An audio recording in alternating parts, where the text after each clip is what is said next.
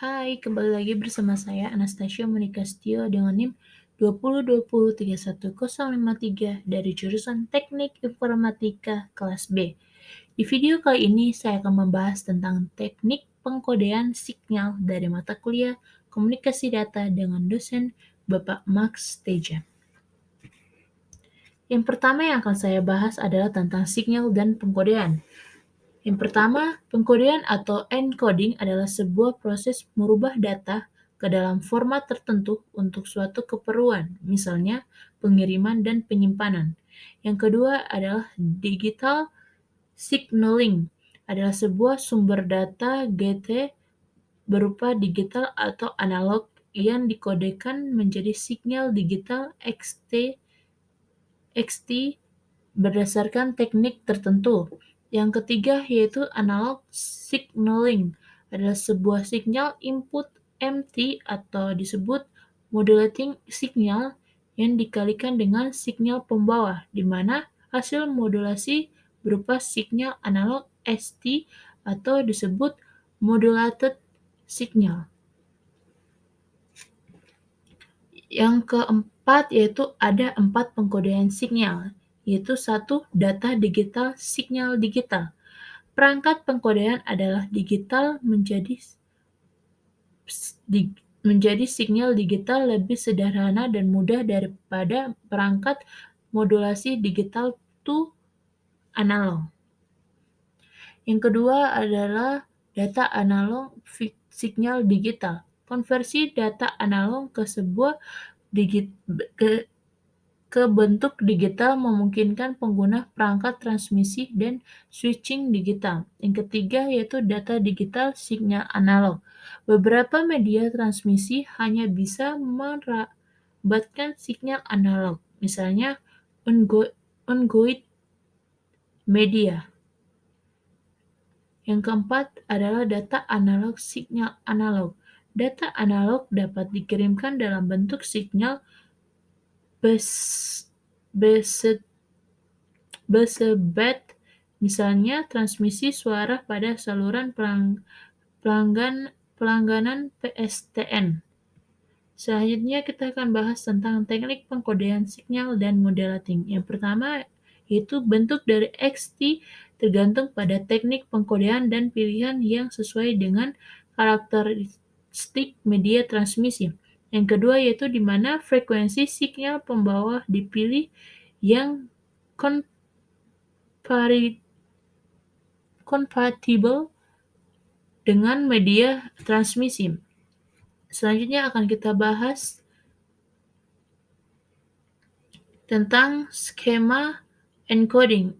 Dalam skema encoding ada 6 skema. Yang pertama adalah NRZL atau Non-Return to Zero Level. Skema ini menggunakan 2 tingkat tegangan yang berbeda untuk mewakili bit bernilai 1 dan 0. Yang kedua yaitu NRZI atau Non-Return to Zero Inverted. Skema ini berdasar pada tidaknya transisi sinyal pada awal waktu bit, dan NRZI merupakan contoh dari pengkodean diferensial. Yang ketiga yaitu bipolar AMI, merupakan skema yang menggunakan lebih dari 2 level tegangan, di mana nilai bit 0 diwakili dengan tidak adanya sinyal, sedangkan nilai bit 1 ditunjukkan dengan pulsa positif atau negatif yang bergantian. Yang keempat yaitu pseudo-ternary, merupakan skema yang nilai bit 1 diwakili dengan ketidakadaan sinyal dan sedangkan nilai bit 0 ditunjukkan dengan pulsa tegangan positif negatif yang bergantian. Yang kelima yaitu Manchester encoding, yang merupakan skema yang memiliki transisi di bagian tengah setiap periode bit. Yang keenam yaitu differential Manchester, yaitu merupakan skema yang transmisi di awal periode bit menunjukkan bit 0, sedangkan tak ada transisi pada awal periode bit mewakili bit 1. Berikut adalah gambar atau bentuk dari keenam skema tersebut. Selanjutnya tentang teknik scrambling B8ZS atau bipolar with 8-0 substitution yang berdasarkan pada bipolar AME, di mana teknik ini umum digunakan di Amerika Utara yang memiliki aturan sebagai berikut. Yang pertama, jika terdapat oktet dengan semua nol dan pusat tegangan terakhir sebelum oktet adalah positif, maka 8 nol tersebut digantikan dengan 0, 0, 0, plus, min, 0, min, plus.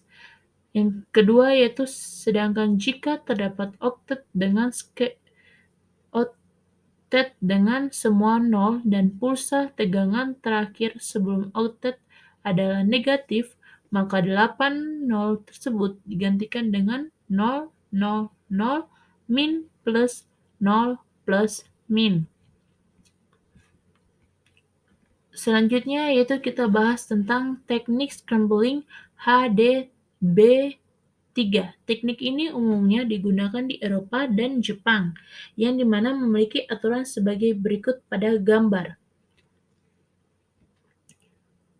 Ini adalah gabungan dari kedua teknik tersebut, yaitu teknik scrambling B8ZS dan HDB3. Baik, terima kasih. Sekian video kali ini. Mohon maaf bila ada penyampaian yang kurang dipahami dan kesalahan dalam penulisan pada materi kali ini. Sampai jumpa di video selanjutnya.